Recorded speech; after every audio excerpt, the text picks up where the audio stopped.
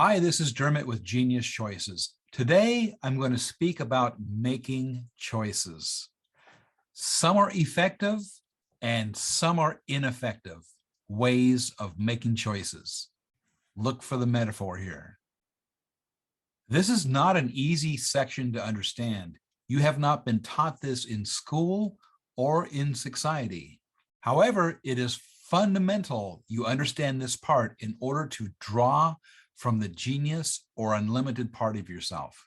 These 5 steps outline the structure for creating your life using the genius part of yourself. This works 100% of the time. It's simple to view, but difficult to understand.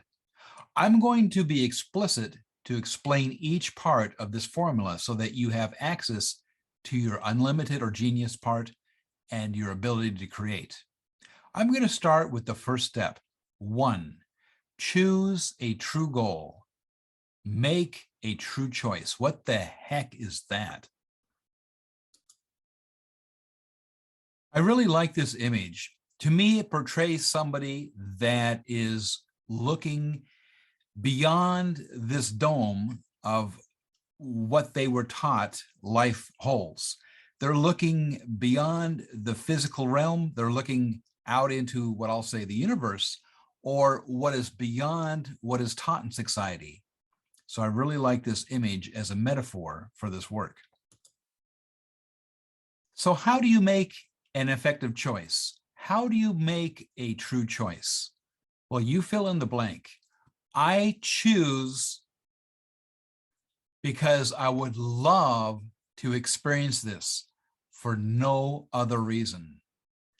A true choice is something that you choose for no other reason than you just would love to see it. The other part of this is, where are you making this choice from? Are you making the choice from the unlimited part of yourself where there are no limits, regardless of circumstances, because you would love to make this or create this in your life? Or are you making a choice from under the dome, something that's reasonable and possible because you can imagine how, or all the steps of how to achieve it? Are you making this choice from above the dome or below the dome? This will be very clear shortly. Now, if you are making a choice from under the dome, from what you can see presently in your life or the past, then this is called an assertion. It will produce an ineffective choice, and it's based on the past. It's actually dead because it's already experienced. It's already in the past. However, if you are making a choice based on nothing, based on no past information, based on no experience, but something that you truly would love to see in your life, then, and it gives you energy, that's another part of a declaration, then this is a true choice. When I was 13 years old, I was a paper boy. I delivered papers to about 80 people in the evening after school before dinner. Sometime in February 1973, I just turned 13. I received a notice, a colorful flyer in my newspaper bundle that said, any paper boy who sells 100 new orders between now and July will get a free round trip to Disneyland and Knott's Berry Farm, all the tickets 100% paid. And I thought, what the heck was that? I looked at that flyer and I just instantly decided I'm going. I didn't know what it was all about, but I figured if someone else could go and it was provided, I'd be able to. Turns out that the managers took kids out 2 and 3 nights a week down to apartment buildings in an area of town that had a lot of new people moving in. And we would go door to door, 2 at a time, asking individuals if they would like to subscribe to the Spokesman Review or the Spokane Daily Chronicle. It would cost them $2.50 for 2 months. And that's all that was required to help me win a trip. And I would tell each person, you're the first person, or you're the 15th person, or you're the 85th person. And I'd say, if you'd like to help me go to Disneyland, take the paper. The coupons will pay for the paper itself. And I did. I made a declaration. I chose a true choice to go to Disneyland with the newspaper. And that's how it happened. So in 1973, I had the time of my life going to Disneyland for 3 days, fully paid. I made a declaration. It wasn't based on anything that I had experienced before, because I just loved the idea of going to Disneyland. And now I'm going to give you 4 core choices. I make these each morning along with other choices I make. And these 4 core choices will align you into the creative structure. The first core choice is, I choose to live a life I love. Think about it. This is not based on anything, any past decisions. This is you saying, I choose to love my life. I choose to live a life I love. That is an incredible declaration to make every day. The second core choice that will point you in the direction of being a creator is, I choose health and vitality. Now, this is completely not based on any condition in your body, any restrictions. It is not.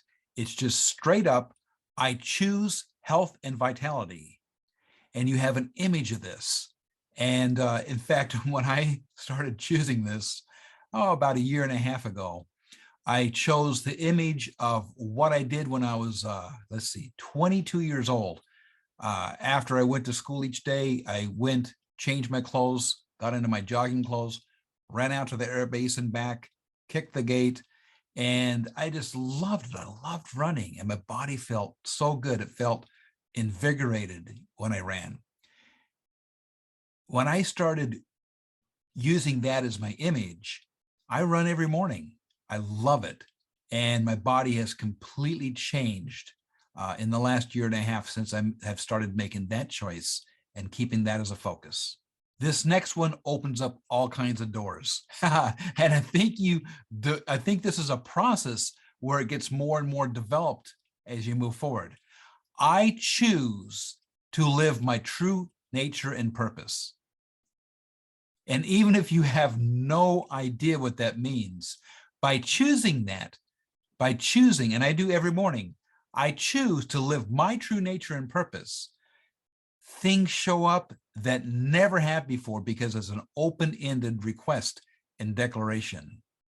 Definitely, it is a forward step in the creative structure. And this last one is, I choose to be the predominant creator in my life. This means I'm not going to sit back and watch how it goes and make decisions or react to life. This means I'm making choices and I'm going to create a life I love. I choose health and vitality. I choose to live my true nature and purpose. And none of this is based on anything outside or any circumstances to keep between myself and essentially my mission in life. These 4 choices are effective choices, and they're based on love. And I'm choosing these because I would just love to create these, and am creating these in my life. Now I'm going to address 4 ineffective choices, and we all get into these traps. So let's highlight these so you can see the difference now between effective choices and ineffective choices, and some examples. These are 4 pretty common ineffective choices. 1, choice by limitation. And that's when you make a choice only on what seems possible or reasonable. And as my metaphor, it's making a choice from under the dome.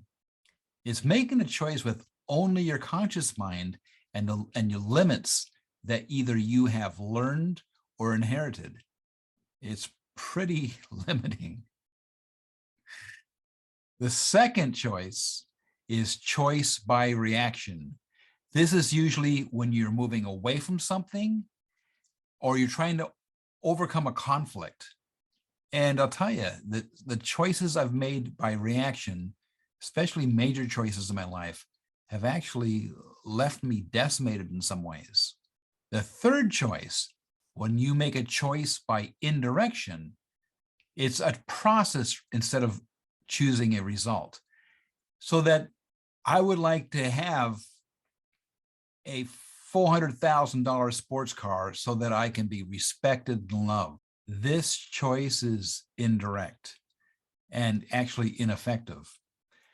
Why not choose to love yourself and respect yourself?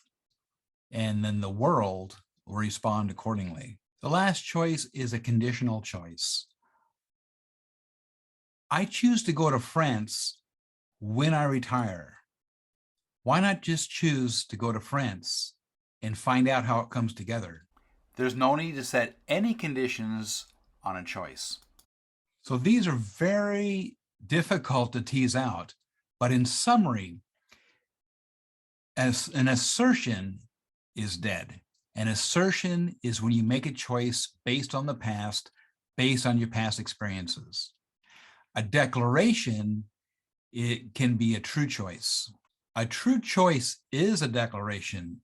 It's stating something that you choose with no reason behind it, simply other than you love it and that you would like to see this in your life.